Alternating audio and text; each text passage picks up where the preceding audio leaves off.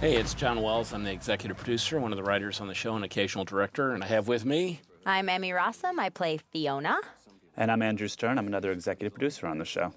But it's been a good home to us, to me and You my know, this kids. Shameless came together as an American production when Andrew insisted that I go and meet a wonderfully talented British writer by the name of Paul Abbott in London, and when we sat down to kind of talk about doing something else, he ended up telling me about a pilot, telling us about a pilot that he was writing called Shameless, which reminded me a lot of some of the people that I grew up with, and asked if we could take a look at it. And we did, and here we are 8 years later, after finally getting it made in America. Isn't that amazing how things take so long? Unbelievable. Some of that, I think, we had to wait until there was an economic collapse in the United States for the show to become Applicable. applicable. People felt that it didn't apply to anybody. Although I continue to say I know an awful lot of people who have been struggling for the better part of 15, 20 years. So. Oh, loves animals. Always dragging home some poor stray he found, taking him up to his room. Uh-oh. Carl with the cat and the blowtorch. Sent by God. Total angel. He didn't really set the cat on fire, we promise. Not that we know of. But the whole opening sequence was a way of, from the British series as well, of trying to introduce a large group of characters that we thought people would have trouble following at the beginning, and it gave us an opportunity to meet everybody. Hello. I know. It didn't hurt half as much as I thought it would. We also wanted to make sure that anybody who showed up and wasn't sure what the show was would decide quickly whether or not it was for them. Within the first 45 seconds, there's nudity, so if you don't like it, turn it off. And it was mighty cold out there when we were filming it as well. It was. Yeah, Showtime picked the show up, and we'd spent so long, 8 years, trying to get it made that even though it was the dead of winter, we immediately ran out and made it, which meant that for the entire first season, we were stuck with doing it in winter when they picked us up. This was fun. It was like mayhem. It's fun to get to act out. And we were lucky to have Mark Mylod direct it for us, who did the original version, the British version as well. And remains with us as one of the executive producers of the series. We spent a lot of time kind of talking about the music and the kind of music we used. It's almost entirely new bands and stuff that Ann Klein, who works with us, finds. So Cool up-and-coming stuff. One of the conversations we had a lot going in is to make certain that the house and the sets, these are all sets at Warner Brothers, were designed so that they were actually small, so that as we shot them, there was no way to make the house seem bigger, so that you're actually in the spaces that they would exist. And a lot of conversations about making certain that while it was crowded and things were a little worn, that it's not dirty, that they take care of themselves and they care about the environment in which they live. And I think one of the best things we did was, I mean, you can talk to this, getting everyone together before we shot the pilot, so really got to know each other and felt like a real family. Oh, yeah. There was about a week or two before we did the pilot, and when we came back to do the series, where we just hung out and went to mini golf, and I made sandwiches for everyone, found out who was allergic to peanuts and who didn't like milk and all that stuff, so we really functioned as a little family. Well, and we put food in the refrigerator and, and the kitchen, drinks, and the kids and people were told to go. Kitchen. It was cool. Wow, Deb, that's getting really good. Who's got the phone? I got it. We're really fortunate to put together a terrific cast, obviously beginning with Bill Macy, who I had known for a long time, beginning first in ER. I had known his work in the theater, and then he came in and did the first couple of seasons of ER before he got Fargo and moved off to do a lot of films. And it really was made originally because Bob Greenblatt at Showtime gave us a list of a few people that he would make it with, and Bill was on it, and I called Bill on a Wednesday and asked him if he would read the script. He said, sure. And he called me back on Thursday, and he said, yeah, I like it. Let's do it. And That's awesome. We made the deal on Thursday night and called Showtime on Friday morning and said, let's go. That's awesome. And then we're very lucky to get Emmy and a number of wonderful Well, with Emmy, I actors. remember you read in New York. I was we in got New your York, tape. yeah. You went on tape with Kim and Beth, Misha and Bowling, who are our New York casting directors, who did a great job on the pilot. And they sent us your reading. Yeah. And John and I watched it and said, uh-oh, there she is. Here we go. That's Fiona. And we had a conversation about, the nature of the show, that there was going to be a lot of nudity and a lot of sexuality, but all sort of naturally done. Yeah. from the beginning and making certain that everybody was comfortable with that. Absolutely, and it was never done in a way that felt not related to the storyline or over glamorized. It fits with the rest of the kind of theme and tone of the show. I'm always kind of amazed. We get a lot of questions about the amount of sexuality that's on the show, and yet nobody seems to be asking questions about how many heads are going to be severed on Dexter. Blown to bits. You can take as many people apart as you want, but Don't make show sure they don't show a boob. God forbid you show a boob. This is Jeremy. He came out of, had just been out of finishing up LaGuardia School for Performing Arts in New York when we saw him. And he's been terrific to work with, as is Joan Cusack, who's playing Sheila, and who lives in Chicago. But she hasn't been able to do a series in a while because she has young children and wanted to stay home. And so the way we worked it out is because the character has agoraphobia. She only works on one set in Los Angeles, so we fly her out for a couple of days and then shoot all of her stuff in Chicago, so she's able to continue with her family. And I think if I remember correctly, Jeremy actually read for Ian first. He did. And Did he really? He did. Yeah. Wow. Yeah, he was good as a gay guy, too. He's just such a talented actor. He's great. He's so natural and he's so instinctual. I mean, some of my favorite scenes are the scenes that I get to do with him. He's such a fantastically present person when you're working with him. He's really fun. Just something I like to fool around with. Like a hobby? I haven't seen it in a while. It's making me laugh again. I know, every time. We've only seen it maybe, what, 500 times, I think? But the sets, all these interiors are on the stage at Warner Brothers in Burbank, and then we shoot in the exteriors in Chicago. And it allows us to move very quickly and shoot a lot. Mark Mylod was working with our cinematographers and designers to make certain that we created a world that we could move around in quickly, that was simple, and for much of it is pre-lit, which allows us to just kind of come in and work. Yeah. For tutoring? I know. Science just turns me on. I love that Sheila's character is just standing right there completely unaware. Yeah. Jeremy's black eye is because Jeremy showed up with a black eye. We didn't actually. It's not makeup. It's not makeup. And I asked him how did it happen, and he said, I honestly don't really remember. It was around 2. And that's kind of become a theme of his character. He's always getting beat up and always black and blue. I'm using ins. Oh, if I stick this in the washer before I go out, keep an eye on it. Do it tomorrow. Stinks in here. Sorry, there's a shirt I need. Fiona! We need to go if we're gonna get a ride to the lake. No, we gotta go back tomorrow. Shanola Hampton, who plays Veronica from next door, came in. How many times did she audition for this part? Oh, God, she was the first one to come in. Was she really? She was the first one to come in, and John Levy, our casting director, said, "This is the girl." And after that, she kept proving to us she was the girl because she came in, maybe about 10 times before she Wow. finally About got 10 the part. times. And 10 different pairs of high-heeled boots. Of Yeah. course. Of course. Well, she How has could be a any shoe different? fetish. It's a problem.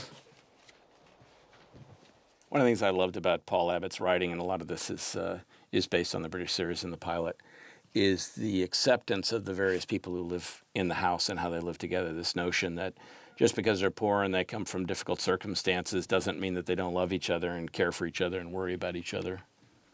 Hey. Hey.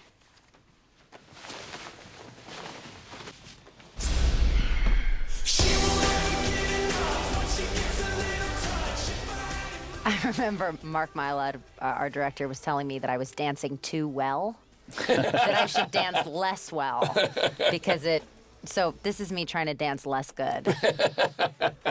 Try to look a little uncoordinated. How many years of dance have you taken before? Well, ballet, not this kind of dance, but a couple. Were you doing? What were you doing that looked too good? Were your I think hands I was doing something I think really I beautiful? must have been flamencoing or something. Yeah. This is actually in a club in downtown. right? Downtown LA, yeah. Yeah. What's it called? Do you remember? I don't remember. It's probably had 3 different names since we shot it anyway. So.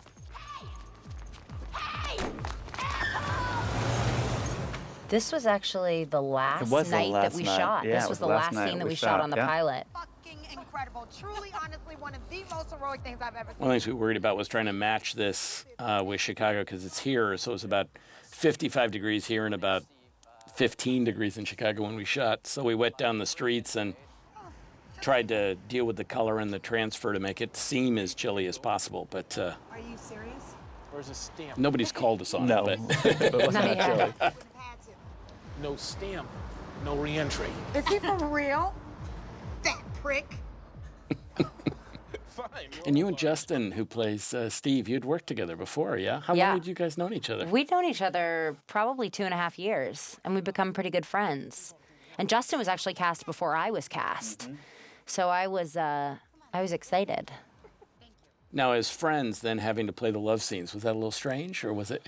Well, it was actually more comfortable than I think if you just, sometimes you have to do a love scene with somebody you've just met, and it's very awkward. And with us, it was just kind of this silly exuberance because we were comfortable with each other. So Right. it actually worked really well. He has such a fearlessness about him. I mean, I don't even know if that mooning was written in there. It was, I think it actually. was, yeah. yeah. Well, he had no problem doing it. No.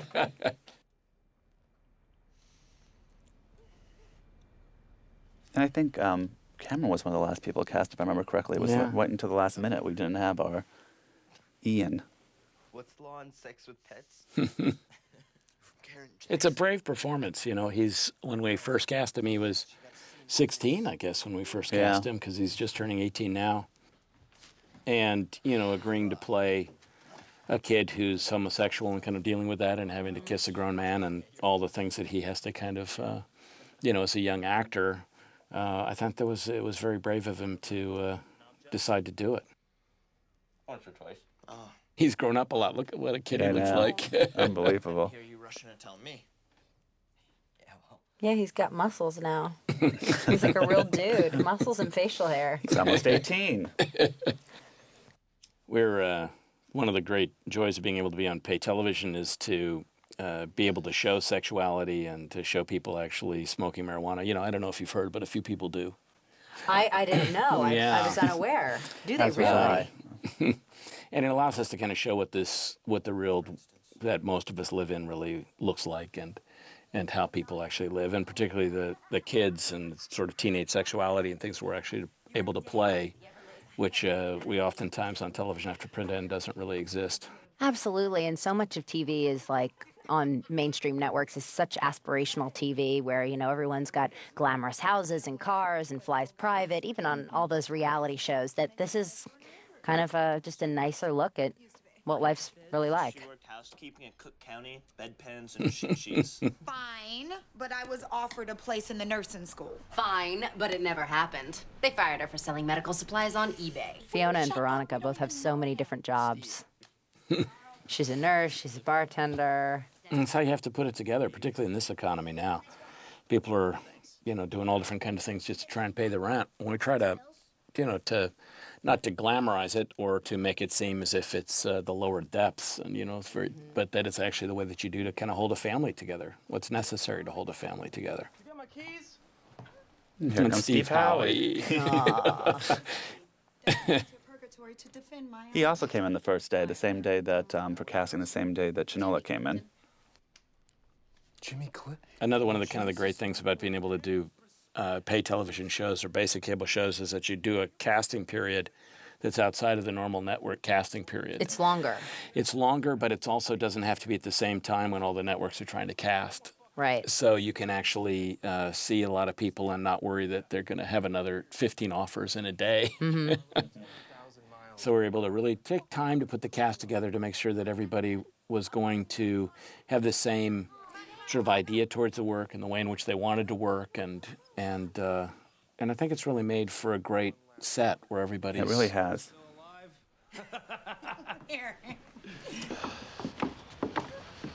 It was really, really cold shooting this. And she's tottering around in open-toed sandals. with ice on the Freezing. sidewalk, like we're throwing sand out there, and it's a neighborhood that we shoot in Chicago, a real neighborhood that keeps welcoming us back. And we go back and sort of take the neighborhood over for weeks at a time and shoot everything. We've gotten to know almost all the families in the neighborhood. Everybody comes around and goes to the craft service table. Yeah. The kids come around and get chips. And Little church where we can keep warm. that tiny little church that's at the end of the street, Yeah. by the L tracks. Spend some time in there. Oh, you just made that up. It was really cold. All the was people who lived in really this cold. neighborhood would open their doors and let us come in and warm our feet in there. It was great. And Shinola would entertain them. Oh, always. Yes. Well, she's the classic entertainer. Hi, nice to meet you. I'm Veronica. What's your pre Steve was wonderful on Reba for years and is such an extraordinarily talented actor and comedian. And he goes at every single scene in a way that's completely real. He's never over the top, and yet finds a way to play lines in ways that I've never, ever thought the line would be played. I never hear it in my head the way that Steve actually does it. And it's always better And the funny. way he does it. He's very funny.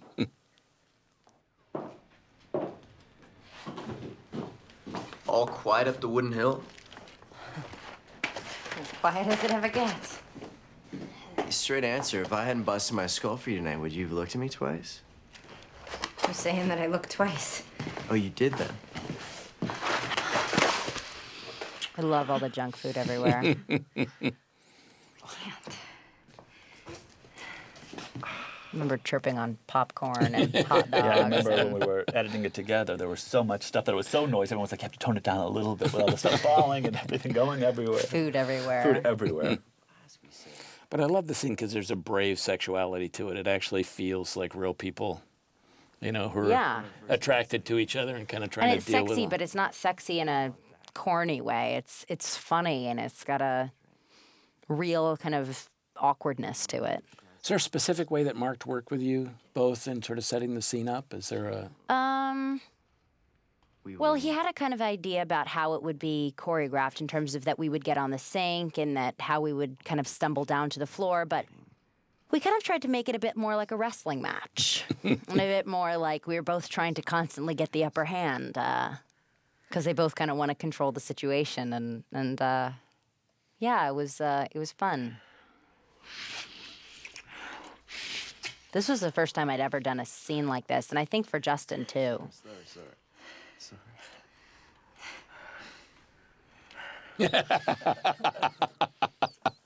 Into the mood. I was like, wait, what's my dialogue? Oh, it doesn't matter. We're just effing.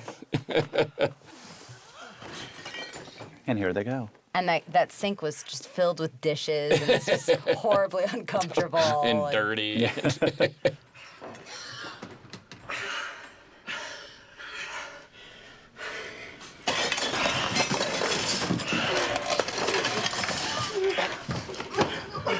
One of the things we try and do is to be respectful towards how difficult these scenes can do because they're remarkably intimate, and yet there are a bunch of people standing around with microphones with cameras and microphones and so we try hard to I love that moment. So we try hard to kind of keep the set cleared if anybody doesn't have to be there and make everybody sort of respectful of what's going on. Cell phones kept to a minimum. No photos taken. No cell pics. Yeah, no cell pics. Fiona, are you home? I love through the whole first season how every time Steve and Fiona are having sex, they never finish. They never climax because something's always getting in the way. Cops at the door, or kids turning the electricity off, or people busting in, and Cops looking for you. Stay here. no matter how hard they try, they can't find that intimacy in this house. And now there's like a kid walking around. He's like, what? Kids walking around. You can't be. You think that And here comes Bill. Here comes Bill. balls in you. I wouldn't put him anywhere near a carpet till his pants dry a bit. Thanks, Tony. Nice. See you, Fiona.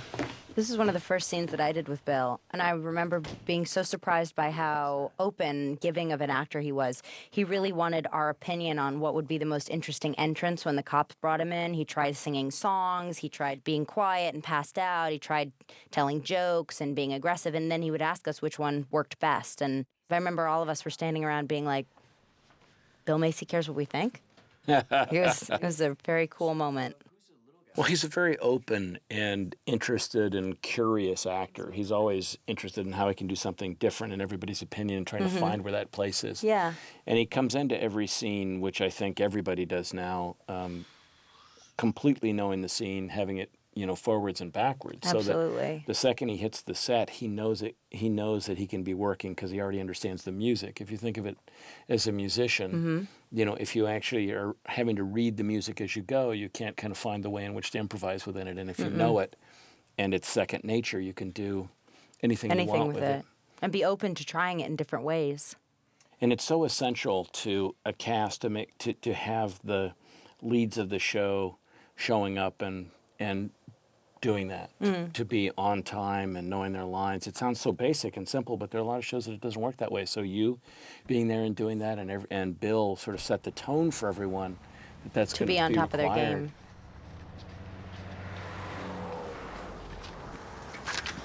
Rita. Aunt's school called. She's sick.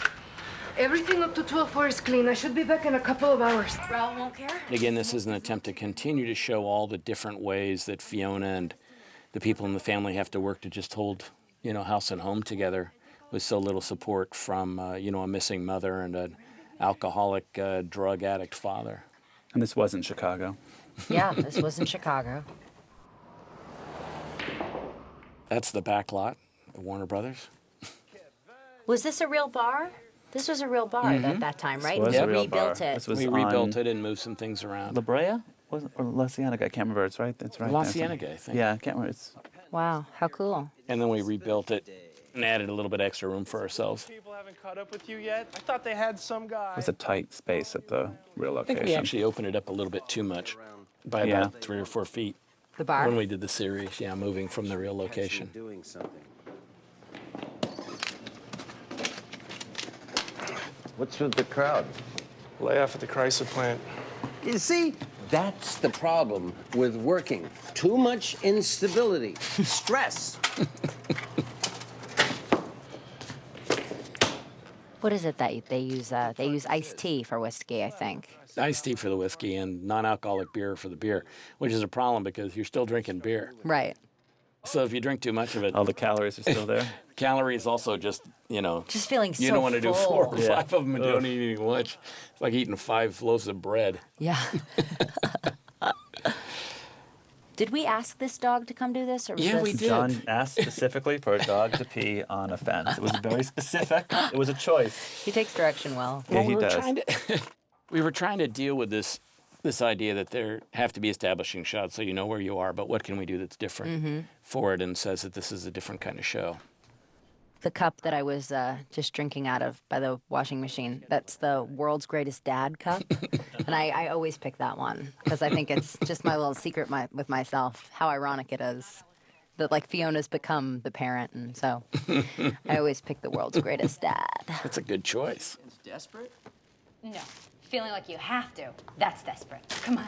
You can get laid anywhere.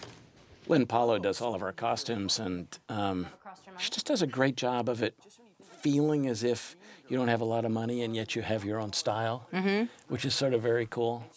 And I love how, I don't think I've ever told you this, but I love how willing you are to be, to not have any sort of vanity about how you're going to look in the show and just say, hey, this is how I look. I'm up. I just got up and I'm downstairs and I want it to look like how I would really look. Yeah. And it's fabulous. There are a bunch of episodes later in which there's emotional scenes in which that lack of vanity is so important to kind of the power of the scene. I always think that in fact, since this show, I feel so much more comfortable not wearing makeup than wearing makeup. There's something that, I don't know, gets somehow in between you and the other person. It's this other layer that I now can't stand. I don't want anyone coming near me with any foundation. Get away. Get away. Listen, thank you for trying to get my purse back and stuff, but Stuff? I'm not looking. Not right now. Okay. The dialogue's so straightforward, but it's so complex at the same time. Well, one of the things when we were first taking the show around and trying to pitch it, there was a lot of conversation that people sort of said to us that the characters for being poor people were too erudite and too intelligent. And I kept saying, Yeah, guys, you know, you can't be smart if I you're grew up with a whole bunch of people who just didn't have much money. Right. But who, you know, were well-read and watched a lot of television and watched a lot of news shows. And if you go into one of these houses, you're not only going to see somebody watching, you know, a hunting show. Right. Honey, your little helper is here. It's my brother Ian. Joan is just perfect. She's so great on the show. She just cracks me up every time. And it's so I see funny her. because she brings such a pathos to the role as Yeah. well that I didn't read when I read the pilot. She brings this complexity to it that, I mean, it's funny on paper and everything she does is so funny and she's such a talented comedian, but she also brings this amazing heart to this character who really would like to get out in the world but can't. Magnesium, sulfur. All right, I'm off to work. Hey, folks. Eddie. I love Joel Murray. He's so funny. He has a comedy troupe, and he does shows every Thursday night and every other Thursday night in L.A., and the whole cast goes, and it's so fun. This is an excellent scene to look at for the lighting that Jimmy did, the way in which the show is lit, in which we saw all of that great kind of winter Chicago light, a tremendous amount of natural lighting, very little source lighting from the actual fixtures, and so that gives you that sense of winter and the feeling of winter, even though, you know, we were on stage in Burbank. Who had the idea to make part of the show this kind of like super stylized part that's in a lot of the episodes, the slow-mo, the super slow-mo? Well, it developed. I mean, this piece was part of Mark's idea to do, and he and Jimmy worked it out, and we brought in a special camera. We were using the red camera the whole first season to shoot it. But then later, a lot of the editorial changes really came from something we'll talk about later, which was Andrew's idea when we got into it to try and move away from traditional editing patterns and to mess the show up, which is part of what makes it helps with the chaos, that sense of chaos, along with the kind of the musical choices for a lot of the bands that we use. You know, oftentimes the bands, these are demos from bands that Ann Klein, our music supervisor, finds. So it helps with that whole sense of the chaos of it, of their world, of, you know. And, you know, and this kind of thing is all, that was all Mark. It's got such an irreverent, just balls to the wall kind of feeling with this grungy music underneath. It's so cool. That's what makes it work. It makes it feel different than everything else out there. It does feel real. But, you know, we've had as many as 30 separate pieces of needle drop music of songs in a show. And, you know, for Anne, that's a unbelievable process because we'll go through 90 or 100 separate pieces of music to pick the 25 or 30 that are in the show.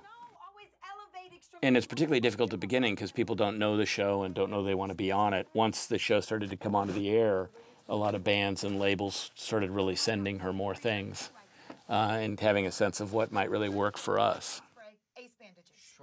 But at the beginning, she was, you know, beating on doors to find stuff.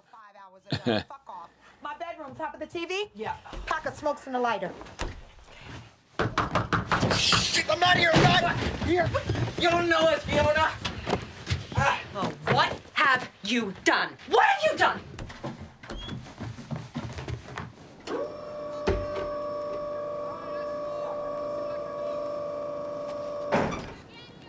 Can I get it through here? Is it better coming around the back? Samsung washer? It's not me. One of the problems with shooting Chicago is it has that wonderful weather, but from day to day when we're shooting there over 5 or 6 or 8 days, some days there's snow on the ground, we shoot one scene, we come back the next day, and there's like... 8 feet? How much did we get that one day? Oh, it was God. like 3.5 feet, 4 feet? Yeah. And it snowed us in completely. Look at the fearlessness. We thought, you know what, we're not just going to show women's breasts, we're going to show the human anatomy. That's a nice way of saying that. Yes. And as the season went on, you know, we also get elderly male butts and. Oh yeah.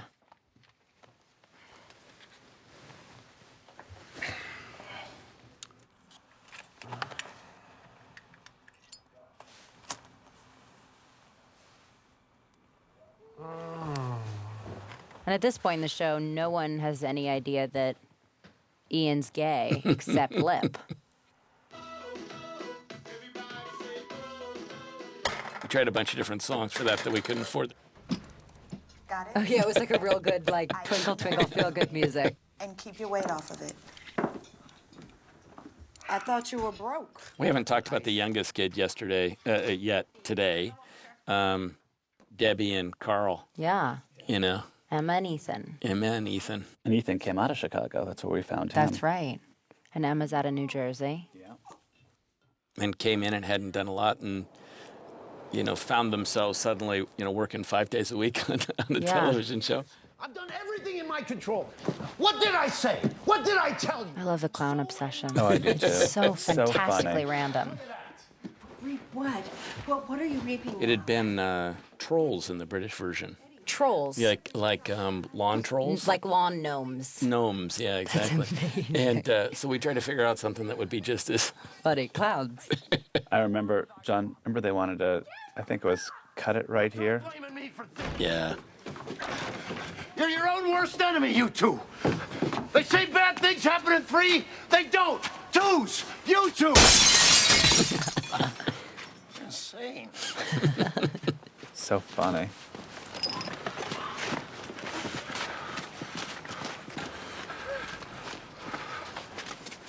Yeah, I think the note was to cut it right after the thing goes through the wall so you don't see him at the trunk with all the clown stuff, and it's so funny. It's so funny. So you remember the phone number, which obviously worked. Your washer's in the yard, okay? We don't need it, I don't want it. So you gotta come pick it up before it starts rusting. Oh, is it? No. Did the guy connect it? Yes. It's working okay. It's not my favorite color. Oh, so you've tried it? You know, we constantly try and have Fiona having to figure out different ways to keep the family afloat. So, you know, working at the motel, which also allows you to get soap and toilet paper and you know, towels and take them back and use the laundry facilities and. Let me smell your breath. Pork rinds? No. And the local bodega, convenience store, liquor store, run by Cash and his white Muslim wife, Linda. Corn chips with fake hair. Fake corn, even. Last warning, you get yourself to that mosque so your dad stops blaming me for the fact that we're all going to hell. And talk to your mother. She won't talk to me. I can't force her to take her meds. Well, I don't want the cops dragging me out of bed again at 4 a.m. because she's out in the alley yelling that the CIA is stealing her trash. But that happened, didn't it? Once. 4 years ago, yes, but... I love Marguerite We brought in Moreau. Marguerite Moreau to play the part of Linda, who's terrific. Boys, come on, let's go, get in the car. No, I have a little strange thing every time I go in to shoot this set because it was originally built as the convenience store that was across the street from ER. So I've shot in there about, I don't know, 500 times. Is this decorated terrifically differently than it was? Yeah, it's different, but a convenience store is a bit of a convenience store. Yeah. So I go in and keep expecting, you know, to find Goran Vishnik in there somewhere, like buying a fruit pie. With Parminder walking behind the counter, we did that one season.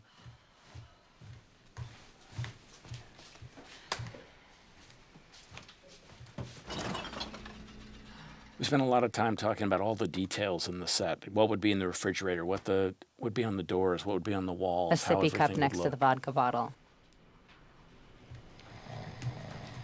This scene, or maybe it was just the back half of the scene, was only written a few days before we shot it.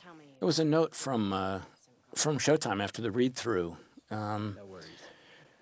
They said, you know, that they felt that that one thing we hadn't done in the piece was examine Fiona's, does she have any feelings of anger or frustration about it?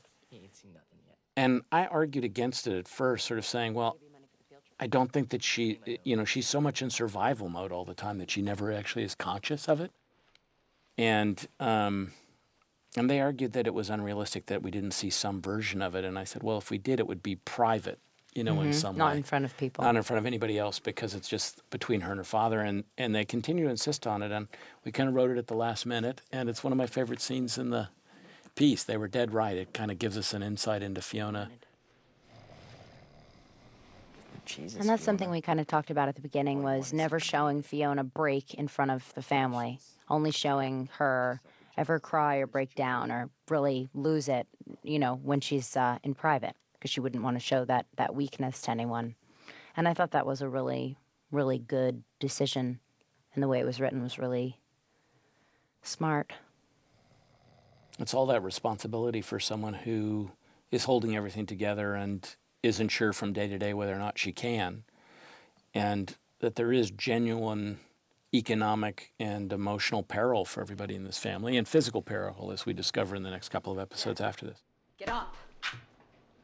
Get up! And so she feels that responsibility, and yet she wants to make certain that the kids are being raised in as normal an atmosphere as she can possibly provide. But it's a lot to take on when you're, you know, in the backstory for this, she took it on first when she was 17 years old. I remember when I was thinking about doing this scene, I couldn't figure out how it said Fiona uses his hand to pat herself on the back, and I couldn't even figure out how that would possibly happen until I got there, and Bill was laying there like a lumpfish, and it was just so obvious. One of the notes we got from Showtime, and it was a reasonable concern, is that, you know, you're going to have Bill Macy starring in the show, but he barely has a scene until you're two-thirds of the way through. And the argument that we used in the way back is that Martin Sheen in The West Wing didn't appear until the last scene in the show.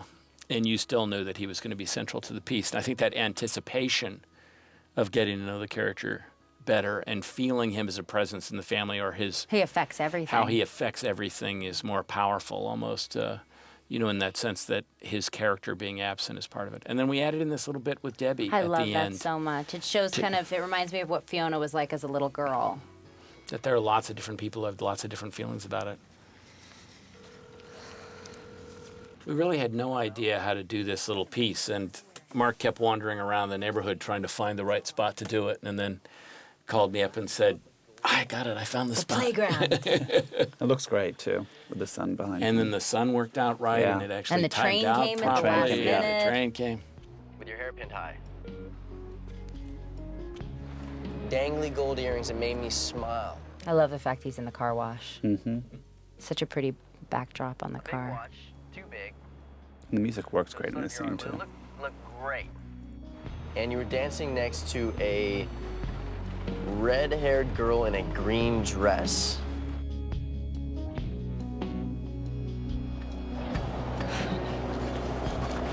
Yeah, Jenna. It's Jenna's birthday. So you're watching her. Who's a lot better looking than me. One of the things I'm always amazed about these performances, that what you and Steve were doing here, what you and Justin were doing, is these scenes were done a month apart, the two sides of this scene. Mm-hmm. So you're actually playing the scene with yourself in the cold, and, you know, the romance of it all. It's right there. Plays as if, you know, we're in two chairs on a stage somewhere with you all facing each other. Anyone I've ever met, you make me want to enjoy my life again. You should get paid for doing this. You're really good. Thanks. It's such an amazing love story. It's like you rarely see modern urban love stories like this, and it really makes every girl feel warm and fuzzy inside. I love this This is great. scene. I think this was our last scene in Chicago, wasn't it? Oh, it was so good. It was great, wasn't it?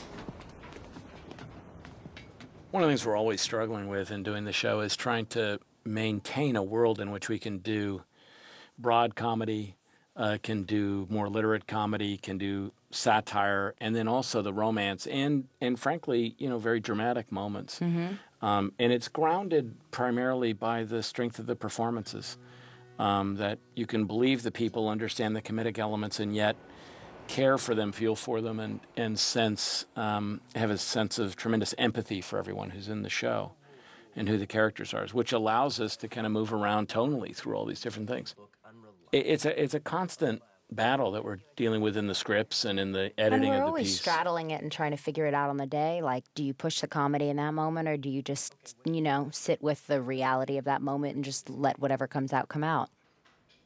I think the sort of the consistency in the performances is that the actors keep even the broadest comedic moments grounded in the reality of the situation.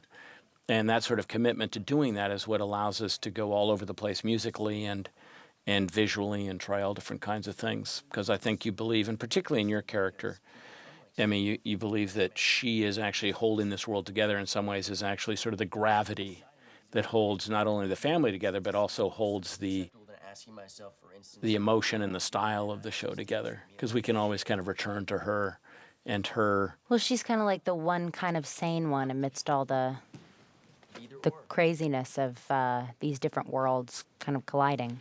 And knowing that everybody's depending upon her to kind of stay alive. For a guy who's been around the block a few What if times. I do? Say D block for maximum security. It was interesting when I sat down and talked to Paul about this the first time, and he was telling us about this character who's based on one of sort of an amalgam of his sisters, but one sister in particular.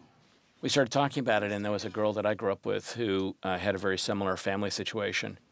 And as we started to talk about it and kicking back and forth, it was remarkable that between Arapahoe County, Colorado, outside of Denver, where I grew up, and Manchester, where he grew up, that the exact same family dynamics were present, and the exact same need to kind of hold things together and just try and get the kids to the point where they could fend for themselves was so much a part of the initiative. Of the initiative for the character.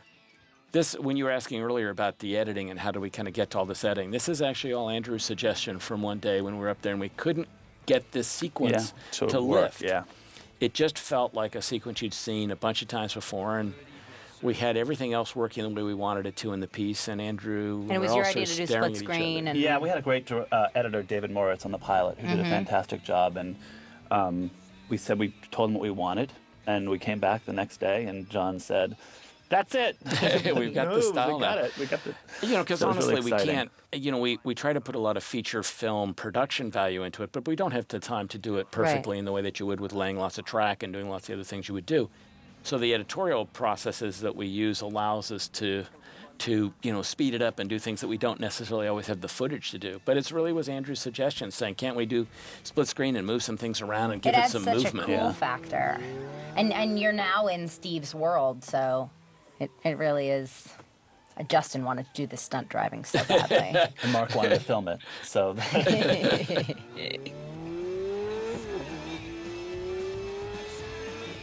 It was cold up on that roof where these guys are with that camera.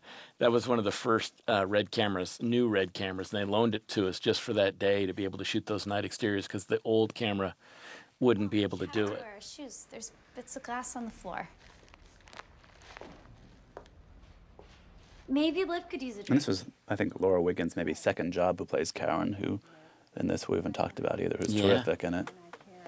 It came down to two women to do it, both of who were wonderful. One of them who was just off, which was Laura. There was something in the performance that was just off, and we kept looking at each other going, is that really wonderful? Or is that like going to drive us crazy? We have no idea.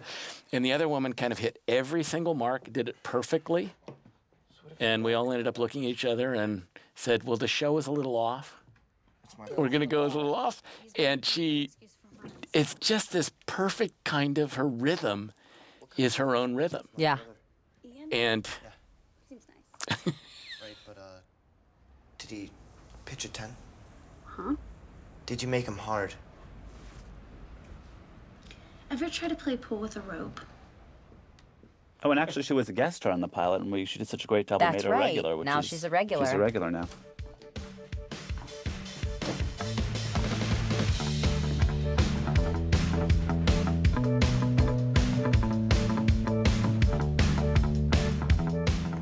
But yeah, she was a guest star, and we really didn't have much planned for the character beyond the pilot. We had little bits and pieces of ideas of something we wanted to do with Frank that we weren't sure we were going to do.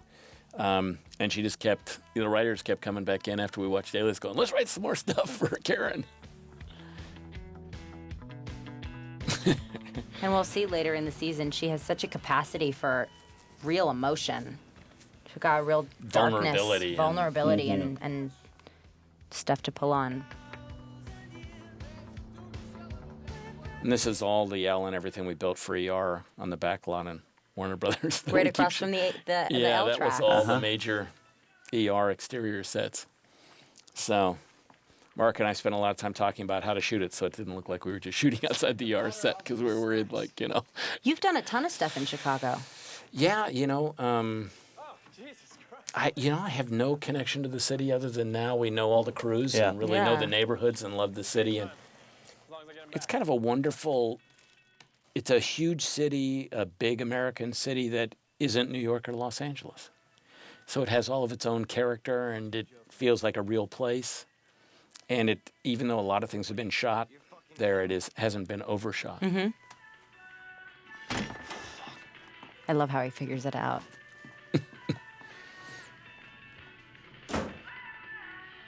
Ooh, there you go.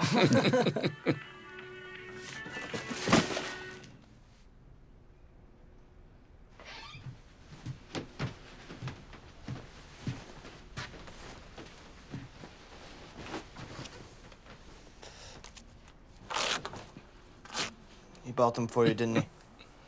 Those shoes. One of the things we were trying to do with Steve, and it comes straight out of what Paul had done with the British series, is that she doesn't believe anybody, Fiona doesn't believe that anybody can accept her who isn't from the neighborhood. That they'll eventually see that anybody who's kind of around, she knows she's attractive and, you know, she knows she's good and bad and that guys are interested in her. They've always been interested in her, but she doesn't think anybody outside of the neighborhood would be willing to ultimately take on what it is that she has, the responsibility she has in the world she has. So, and I think that she's afraid to trust anyone. I mean, she trusts the people who have been around forever, who are her siblings, and that's it. You know, she doesn't trust her mom, she doesn't trust her dad, and she trusts her neighbors who have been in her life a couple of years and have always been there for her. But, you know, guys come in and out of her life, and while they're fun and they're a nice distraction, she certainly doesn't plan on somebody like Steve who comes from a totally different world, who's, you know, rich and fancy and everything that she's not, and really wants to embrace everything that she's all about. And then there he is, and he's exciting, and fun, she's only, and he steals fast cars. And he's only willing to take like and which makes him dangerous, which is great in her life, which in a lot of ways is dangerous for all the different reasons of just, are they going to be able to pay the heating bill? But it provides this sort of sense of, oh, wait a second, this is somebody who might actually be as fucked up as I am. And also, he has such a sense of kind of liberation and fun about what he does, living on the edge, and everything about her day-to-day life is so kind of regulated and adult that he kind of brings a levity and a childishness to her world and her sense of fun. We met before, but you weren't exactly... Bill was really working very hard all through the pilot to try and figure out, all right, how drunk should I be? How stoned should I be? What can I do that's going to seem real? What's not going to seem real? And this was one of the scenes in which I think he really figured it out, which is how to be a functioning alcoholic who's always a little... He's never sober. He's never sober. He's always a little buzzed, and sometimes it's a lot more than a little buzzed. So, you know, trying to find those levels to what it is he's doing.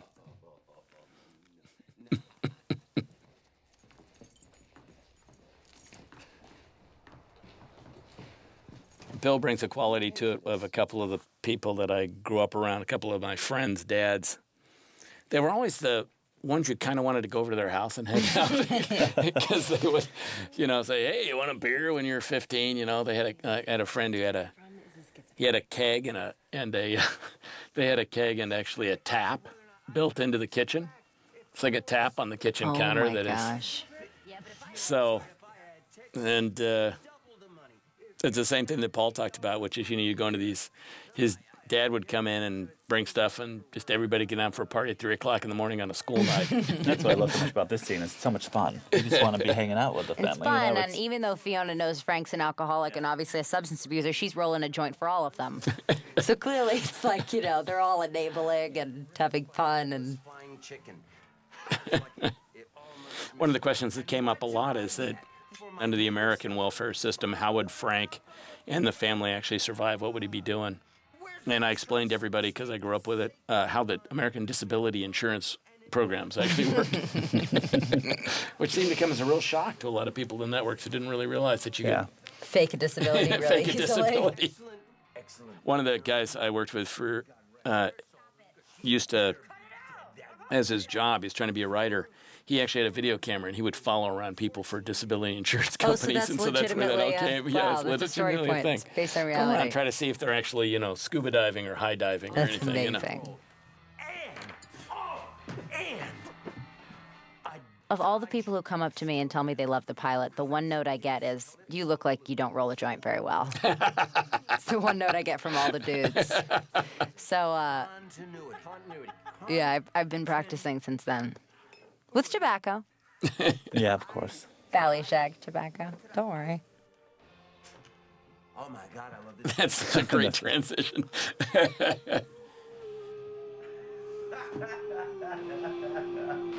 You said no strings. Could what could I do, Steve? Disappear for 3 weeks? I had a breakdown. You went on a bender. Fuck off. Nervous. And he's just sitting there like Steve's just sitting there like a kid in a candy shop. He loves, it's like a soap opera to him. He loves it. Well, you know, as we discovered later about Steve, he's from a different part of the city, but comes from a different world. So this is all, you know, getting to live on the wild side for him as well. Yeah. I love how they just always walk in. The door's always open. They just walk in their underwear. Here, Frank, like the rest of us, you can play whatever shit you want. But if you're gonna bump this time of night, you're gonna pump out the stuff that we like. Okay? This is another moment. Mark told me to stay seated because I was dancing too well. So I was supposed to dance while being seated. See? Seated. Seated. I have to say, Justin's moves are pretty hilarious. Amazing.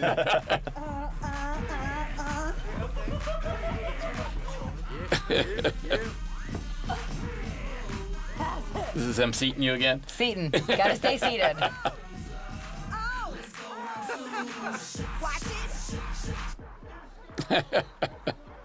It's amazing how many people in our cast are sober as well. Shanola's never had a drink. Never. Your dad made me follow you up. Gave me a condom. He must really like you. Usually just gives my boyfriends a dental dam.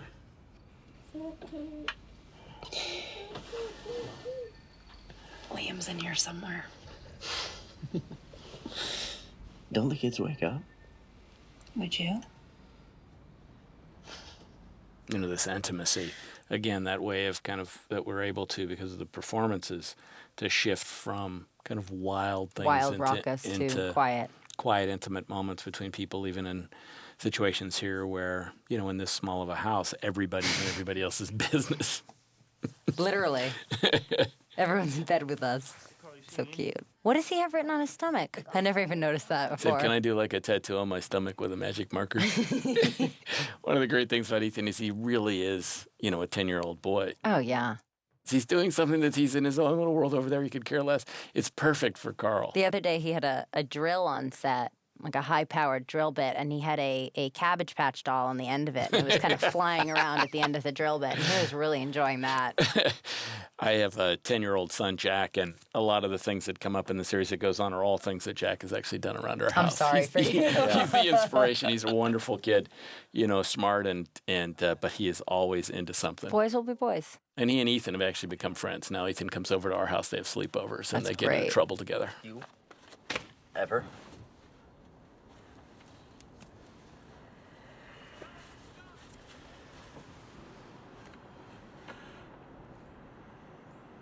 Anybody before Cash? One. Yeah, who? I love the idea of the van. Yeah, a lot of fans point out this scene as being their favorite scene between the two brothers, and just it shows the camaraderie and how they get along through everything. And this is Paul.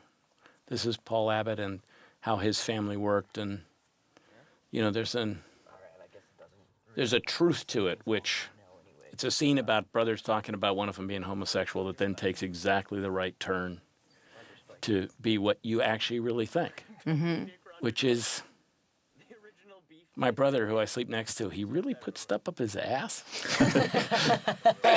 Really? Which is really the question that you're asking.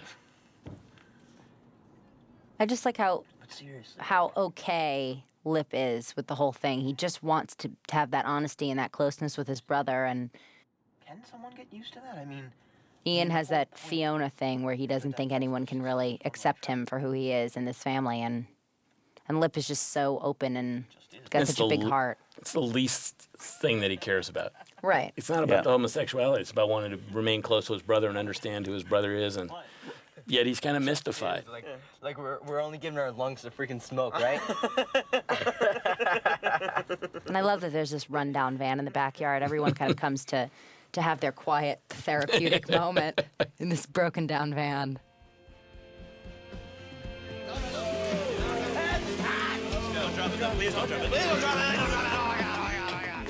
And then coming into this final scene, we're just trying to set this world of how everybody's a family, pulls together and makes things, makes breakfast, does things, figure out stuff, and that Steve is finding his way into it. Like, how can he be part of this? Because he loves it, because it's not what he comes from. Right. Fiona comes downstairs, and Steve's totally taken her role, and he seems perfectly happy making breakfast for everyone. There's the thing that I'm like hearing the most about the show is that people say to me all the time, you know, that family, man, it's that dad kind of reminds me of my dad. But, you know, it's really fucked up. But I got to tell you, I would love nothing better to go over there and spend an afternoon hanging out on the sofa. I like this last song a lot.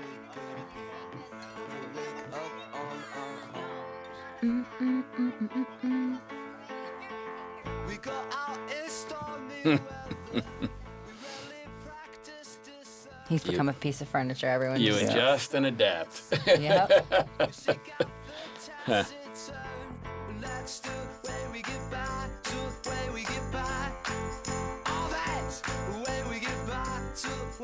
Yeah, so thanks for spending some time to listen to what we had to say about it. I hope you're enjoying the show. And as we always say in the recaps at the beginning, you know, fuck you for watching the show, really. Fuck you very much. Fuck you very much, and keep on watching. Keep on watching. That's the way we